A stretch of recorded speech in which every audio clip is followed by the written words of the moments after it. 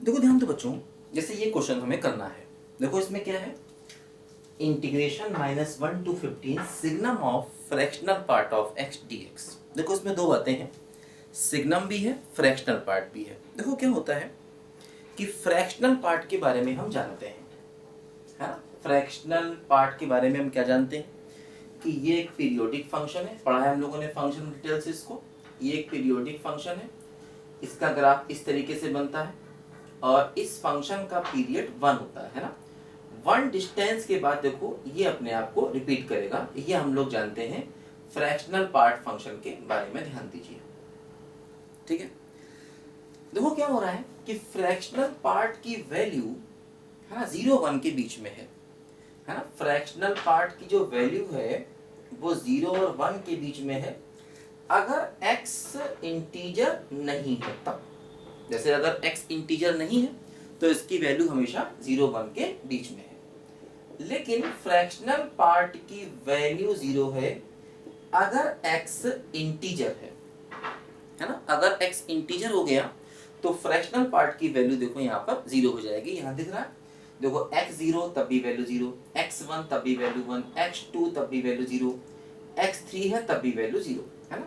x0 है तब भी वैल्यू 0, x1 है तब भी वैल्यू 0, x2 है तब भी वैल्यू 0, x3 है तब भी वैल्यू 0, है ना। तो देखो फ्रैक्शनल पार्ट की वैल्यू हमेशा ही 0 है अगर x इंटीजर है, लेकिन अगर x इंटीजर नहीं है तो इसकी वैल्यू 0-1 के बीच में है। अच्छा, दूसरा देखो यहाँ पर टर्म सिग्नम है। सिग्नम भी हम जानते हैं।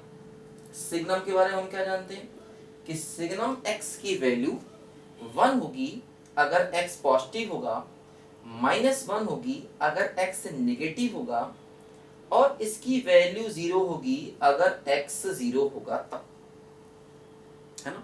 सिग्नम x की वैल्यू 1 होगी अगर x पॉजिटिव है, मतलब x पर डिपेंड कर रहा है। तो देखो क्या हुआ, जैसे अगर हम सिग्नम ऑफ फ्रैक्शनल पार्ट की बात करें तो देखो क्या होगा। सिग्नम ऑफ फ्रैक्शनल पार्ट देखो, इसकी वैल्यू 1 होगी अगर fractional part of x positive होगा, है ना। देखो x की जगह पर मैंने फ्रैक्शनल पार्ट ऑफ x को ले लिया, सॉरी SGN, है ना। सिग्नम फंक्शन क्या होता है बोलो, SGN। तो अगर हमने देखो x की जगह पर फ्रैक्शनल पार्ट को ले लिया तो अगर x पॉजिटिव है, मतलब अगर फ्रैक्शनल पार्ट पॉजिटिव है तो इसकी वैल्यू 1 है। अब देखो अगर x नेगेटिव है तो फ्रैक्शनल पार्ट कभी नेगेटिव नहीं होगा, तो ये वाला केस यहाँ पर नहीं आएगा क्योंकि x की जगह हमें फ्रैक्शनल पार्ट को लेना है और फ्रैक्शनल पार्ट कभी भी नेगेटिव होता नहीं है, इसलिए सेकंड वाला केस यहाँ नहीं आएगा। हाँ, x अगर 0 है, x अगर 0 का मतलब क्या हुआ, फ्रैक्शनल पार्ट अगर 0 है तो इसकी वैल्यू 0 हो जाएगी हमेशा, है ना। देखो अब यहाँ पर क्या हुआ, फ्रैक्शनल पार्ट पॉजिटिव, तो देखो फ्रैक्शनल पार्ट पॉजिटिव हमेशा ही होता है अगर x इंटीजर नहीं है, क्योंकि देखो ये कह रहा है पहले केस में कि अगर फ्रैक्शनल पार्ट पॉजिटिव है, और फ्रैक्शनल पार्ट हमेशा ही पॉजिटिव है अगर x इंटीजर नहीं है ना। तो अब हमें क्या करना है, अगर x इंटीजर नहीं है तो इसकी वैल्यू 1 हो गई, और हाँ अगर फ्रैक्शनल पार्ट 0 है, फ्रैक्शनल पार्ट 0 कब है, जब x इंटीजर है। तो अगर x इंटीजर है तो इसकी वैल्यू देखो यहाँ पर 0 हो गई, ध्यान दो, है ना, ऐसे। तो ये हमने सिग्नम ऑफ फ्रैक्शनल पार्ट को डिफाइन किया, है ना, सिग्नम ऑफ फ्रैक्शनल पार्ट को। तो क्या फाइनली आंसर आया कि इसकी वैल्यू 1 होगी अगर x इंटीजर नहीं है, और इसकी वैल्यू 0 होगी अगर x इंटीजर है। तो मतलब अगर हम सिग्नम ऑफ फ्रैक्शनल पार्ट का ग्राफ बनाएं तो देखो सिग्नम ऑफ फ्रैक्शनल पार्ट का अगर हम ग्राफ बनाएं तो देखो क्या होगा, इसकी वैल्यू हर जगह 1 और इंटीजर पर 0, जैसे 0 पर 0, 1 पर भी 0, है ना, 2 पर भी वैल्यू 0, और 3 पर भी इसकी वैल्यू 0, -1 पर भी देखो इसकी वैल्यू 0, और 0 पर भी इसकी वैल्यू 0, है ना। और अगर x इंटीजर नहीं है तो इसकी वैल्यू 1 हो जाएगी, ध्यान दो। देखो जैसे अगर x इंटीजर नहीं है तो इसकी वैल्यू देखो यहाँ पर ये 1 हो गई, है ना। यहाँ पर भी देखो इसकी वैल्यू 1 हो गई, यहाँ पर भी देखो इसकी वैल्यू 1 हो गई, यहाँ पर भी देखो इसकी वैल्यू 1 हो गई, है ना। अगर x इंटीजर है तो वैल्यू हर जगह 0 है, अगर x इंटीजर नहीं है तो देखो इसकी वैल्यू ये 1 ये 1 ये 1 हर जगह 1। मतलब क्या हो रहा है, देखो ये जो फंक्शन है सिग्नम ऑफ फ्रैक्शनल पार्ट, इसका भी पीरियड 1 है, क्योंकि देखो ये भी अपने आप को 1 डिस्टेंस के बाद रिपीट कर रहा है ना। ये फंक्शन भी अपने आप को 1 डिस्टेंस के बाद रिपीट कर रहा है, तो हम कह सकते हैं इस फंक्शन का पीरियड भी 1 है। ध्यान दो, बोलो दिखाई दे रहा है ना, क्लियर है, ठीक है।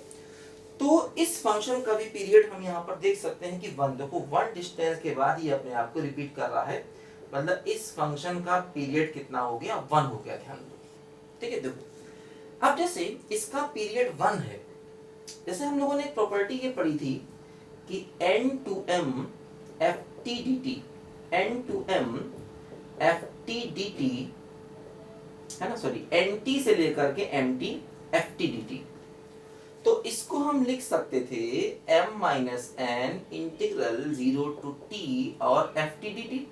ये हम लोगों ने एक प्रॉपर्टी पढ़ी थी जहां पर t क्या है, फंक्शन का पीरियड, मतलब नीचे भी पीरियड का मल्टीपल, ऊपर भी पीरियड का मल्टीपल, तो इसको हम लिखते हैं m-n 0 to t ft। देखो वही यहाँ पर भी, इसको भी हम -1 into 1 लिख सकते हैं, इसको भी 15 into 1 लिख सकते हैं।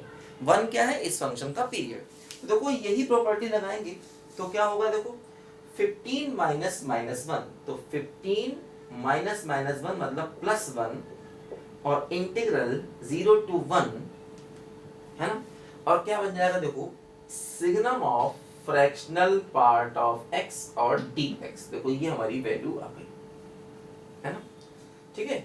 m-n, तो 15 माइनस माइनस 1, तो देखो 15 + 1 ये हो जाएगा, ठीक है, और इंटीग्रल 0 to 1 0 to t और signum of fractional part of x dx, ठीक है, ऐसे हो गया। अब देखो यहाँ पर ध्यान दो, बस समझो क्वेश्चन खत्म हो गया है ना, क्योंकि देखो हमने इसकी पीरियोडिक होने का यूज कर लिया, पीरियोडिक वाली प्रॉपर्टी को लगा दिया।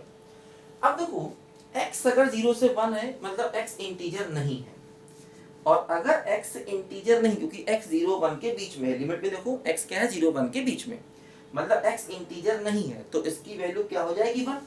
तो हम इसकी जगह पर 1 लिख सकते हैं, है ना।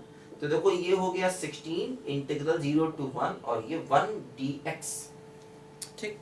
इस पूरे की प्लेस पर 1 लिख सकते हैं, क्योंकि देखो इस पूरे की वैल्यू 1 है अगर x इंटीजर नहीं है, और 1 का इंटीग्रेशन क्या होगा, x पहले अपर लिमिट फिर लोअर लिमिट, तो इसका आंसर देखो 16 ही आ जाएगा। ये हमारे क्वेश्चन का फाइनल आंसर आ गया। तो काफी अच्छा क्वेश्चन है ये, ठीक है। लिखो बच्चों ध्यान से पहले इसको।